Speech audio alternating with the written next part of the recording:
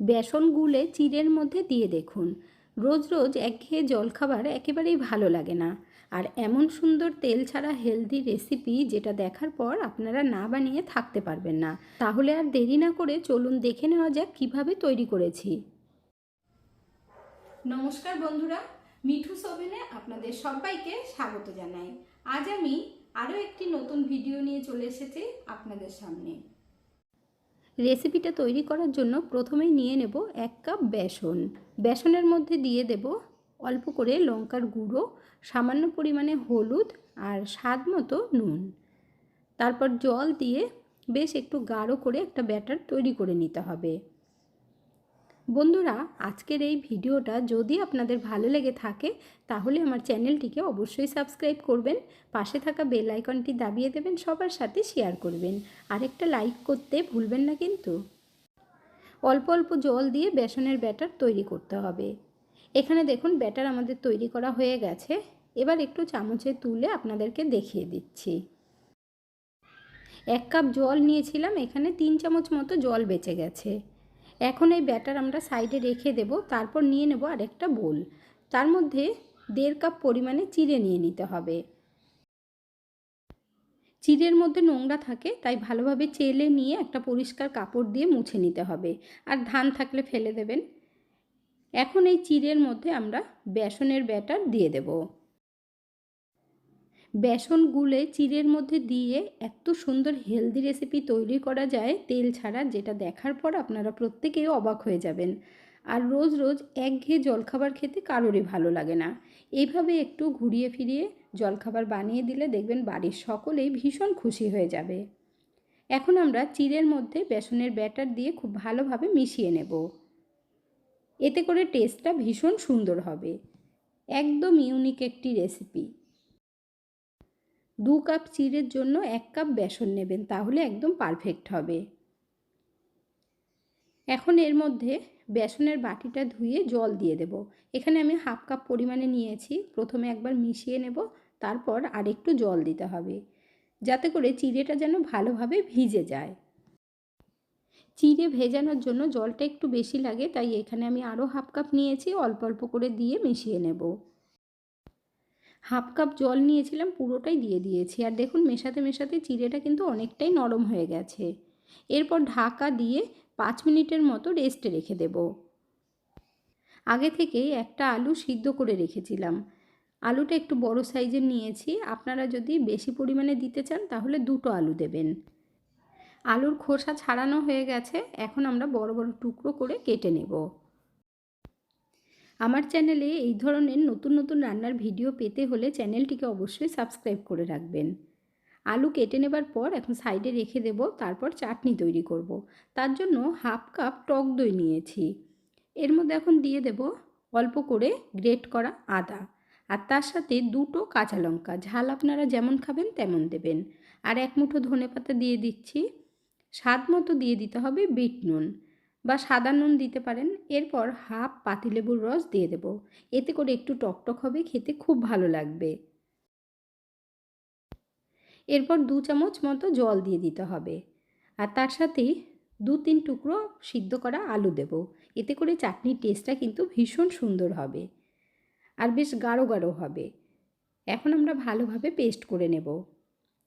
চাটনি আমাদের তৈরি করা হয়ে গেছে, আর দেখতেই পাচ্ছেন কতটা সুন্দর হয়েছে। কালারটাও কিন্তু দারুণ লাগছে। আর একটা কথা বলে দিই আপনাদেরকে, চাটনিটা চাইলে আপনারা এইরকম খেতে পারেন, এর মধ্যে আর কিছু নাও দিতে পারেন। তবে আমি একটু তড়কা লাগাবো, তাতে করে টেস্টটা কিন্তু আরও ভালো হবে। অল্প একটু সাদা তেলের মধ্যে অল্প করে গোটা জিরে দিয়ে দিলাম, আর তার সাথে একটা শুকনো লঙ্কা দিতে হবে। এখন এই চাটনির মধ্যে ঢেলে দেব।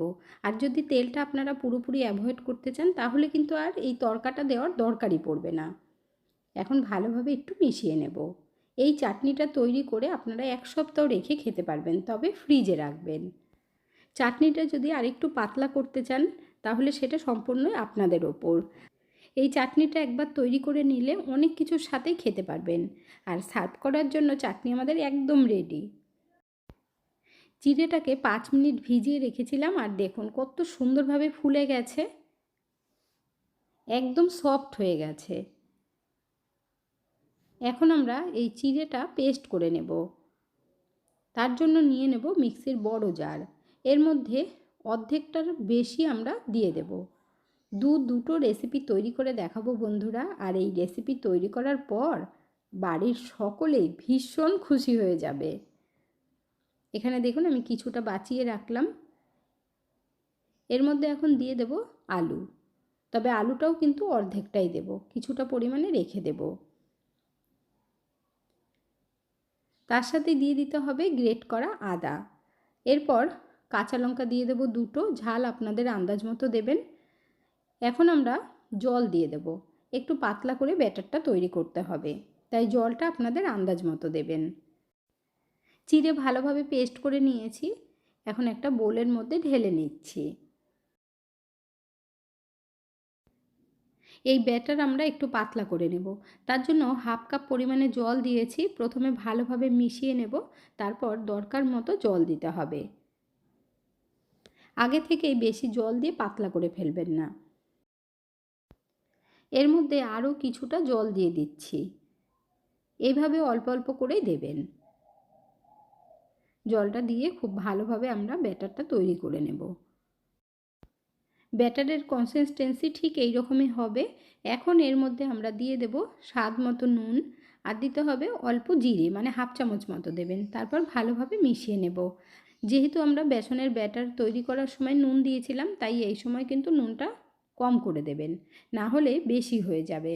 জলখাবার তৈরি করার জন্য একদম রেডি হয়ে গেছে। এরপর মিক্সির জারের মধ্যে বাকি চিড়েটা দিয়ে পেস্ট করে নিতে হবে। চিড়ের মধ্যে আলুগুলো দিয়ে দিতে হবে। তারপর অল্প করে জল দেব। এই ব্যাটার আমরা পাতলা করব না, তাই জলটা কিন্তু একদম কম করে দেবেন। তারপর ভালোভাবে পেস্ট করে নেব। এদিকে ফ্রাই প্যান বসিয়ে দিয়ে একটু তেল ব্রাশ করে দিতে হবে, না হলে নিচ থেকে লেগে যাবে। এরপর 1-2 হাতা করে এইভাবে ব্যাটার দিয়ে দেব, আর হালকা হাতে একটু ঘুরিয়ে দেবেন। যদি একটু বড় করে তৈরি করতে চান করতে পারেন, কোনো অসুবিধে নেই। এখানে আমি মিডিয়াম সাইজের তৈরি করছি। দেখুন 1.5 হাতা মতো দিয়ে দিলাম। গ্যাসের ফ্লেমটা মিডিয়াম আঁচে রাখতে হবে। তারপর উপর থেকে এই রকম ড্রাই হয়ে গেলে আস্তে আস্তে আমরা উল্টে দেব। আর একটু তেল দিতেও পারেন বা নাও দিতে পারেন, আমি অল্প একটু দিয়ে দিলাম, আর চাইলে আপনারা নাও দিতে পারেন। এখন আমরা উল্টে পাল্টে ভেজে নেব। এই রকম লাল লাল করে ভাজতে হবে। একবার তেল ব্রাশ করে দেবেন, বারবার দেওয়ার দরকার নেই। একটা আমাদের তৈরি করা হয়ে গেল। এরপর আরও একটা ভেজে দেখিয়ে দিচ্ছি। ওপরটা যখন ভালোভাবে ড্রাই হয়ে যাবে, তখন উল্টে পাল্টে ভালোভাবে ভেজে নেবেন। এখানে দেখুন আরও একটা আমাদের ভাজা হয়ে গেছে। আর এই রকম একটু লাল লাল করে ভেজে নেবেন, তাহলে খেতে খুব ভালো লাগবে। এইভাবে সবগুলো ভেজে নিয়েছি, আর কতটা সফট হয়েছে সেটাও আপনাদেরকে দেখিয়ে দিচ্ছি। আর বানানো ভীষণ সহজ, আপনারা কিন্তু দেখা মাত্রই বানিয়ে নিতে পারবেন। এর সাথে আমরা সার্ভ করব চাটনি। এই চাটনিটা দিয়ে খেতে এত ভালো লাগে বন্ধুরা, তৈরি না করলে বুঝতেই পারবেন না। সকালবেলা যদি আপনারা তৈরি করেন, সারা দিন এইরকম সফট থাকবে, একটুও শক্ত হবে না।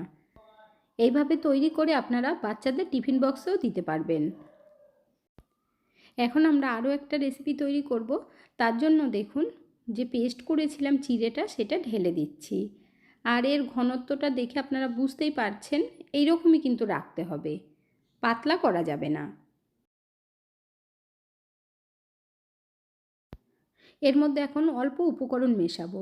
প্রথমে দিয়ে দেব একটা কাঁচা লঙ্কা, আর বেশি করে একটু ধনেপাতা। এর মধ্যে কিন্তু খুব বেশি কিছু দেওয়ার দরকার নেই, ধনেপাতাটা দিয়ে ভালোভাবে মিশিয়ে নিতে হবে। আরেকটা কথা, যদি আপনারা পেঁয়াজ দিতে পছন্দ করেন তাহলে দিতে পারেন, পেঁয়াজ দিলেও ভালো লাগবে, তবে আমি একদম নিরামিষভাবেই তৈরি করছি, যাতে সকলেই খেতে পারেন। এখানে আমি দিয়ে দিচ্ছি স্বাদ মতো নুন, আর অল্প করে গোটা জিরে। জিরেটা দিলে খাওয়ার সময় মুখে পড়বে, দেখবেন ভীষণ ভালো ফ্লেভার আসবে। তারপর খুব ভালোভাবে আমরা মিশিয়ে নেব। অনেক রকমভাবেই পকোড়া বানিয়ে খেয়েছেন, তবে এই পদ্ধতিতে একবার বানিয়ে দেখুন, গ্যারান্টি দিচ্ছি বারবার বানাতে মন চাইবে। এখন আমরা ভেজে নেব। তার জন্য কড়াইয়ের মধ্যে তেল দিয়ে তেলটা ভালোভাবে গরম করে নিয়ে ছোট ছোট বড়ার মতো করে দিয়ে দিতে হবে। আর এইরকমভাবে ভাজার পর বুঝতে পারবেন যে কতটা টেস্টি হয়। গ্যাসের ফ্লেমটাকে লো টু মিডিয়াম আঁচে রাখবেন। যতটা ধরবে একবারে দিয়ে দেবেন। কিছুক্ষণ বাদে আস্তে আস্তে আমরা উল্টে দেব। ভেতর থেকে একদম সফট হবে আর স্পঞ্জি হবে, এটা দেখার পর আপনারা বুঝতে পারবেন। উল্টে পাল্টে ভালোভাবে লাল লাল করে ভেজে নেব। এখানে দেখুন বন্ধুরা, ভাজা হয়ে গেছে। এখন তেলটা ঝরিয়ে তুলে নিতে হবে। সন্ধে হলেই কিছু না কিছু খাওয়ার জন্য সকলেই বায়না করে, আর অনেক বেশি দাম দিয়ে মার্কেট থেকে না এনে ঘরেই তৈরি করুন, একদম সহজ পদ্ধতিতে কম সময়। এখানে দেখুন এইভাবে আমি সবগুলো ভেজে নেব। সব কটা পকোড়া ভাজা হয়ে গেছে, আর দেখুন দেখতেও কি লোভনীয় লাগছে না। সাথে আমি চাটনিটা সার্ভ করে নিচ্ছি। চাটনি ছাড়াই দেখবেন খাওয়া হয়ে যাবে। পকোড়াগুলো খেতে এত বেশি টেস্টি হয়। ওপর থেকে ক্রিস্পি থাকবে কিন্তু ভেতর থেকে পুরো সফট এবং স্পঞ্জি টাইপের। আপনারা কে কোথা থেকে ভিডিওটি দেখছেন অবশ্যই কমেন্ট করে জানাবেন, তাহলে আমিও বুঝতে পারবো আমার বন্ধুরা কোথা থেকে দেখছেন। আপনারা সকলে এত সুন্দর সুন্দর কমেন্ট করেন, আপনাদের কমেন্টগুলো পড়তে আমার ভীষণ ভালো লাগে। এইভাবে পাশে থেকে সাপোর্ট করার জন্য অসংখ্য ধন্যবাদ। আজকের ভিডিওটা আপনাদের কাছে কেমন লাগলো অবশ্যই কমেন্ট করে জানাবেন। এতক্ষণ ধৈর্য ধরে ভিডিওটি দেখার জন্য অসংখ্য ধন্যবাদ। ভালো থাকবেন, সুস্থ থাকবেন। দেখা হচ্ছে পরের ভিডিওতে। Thank you.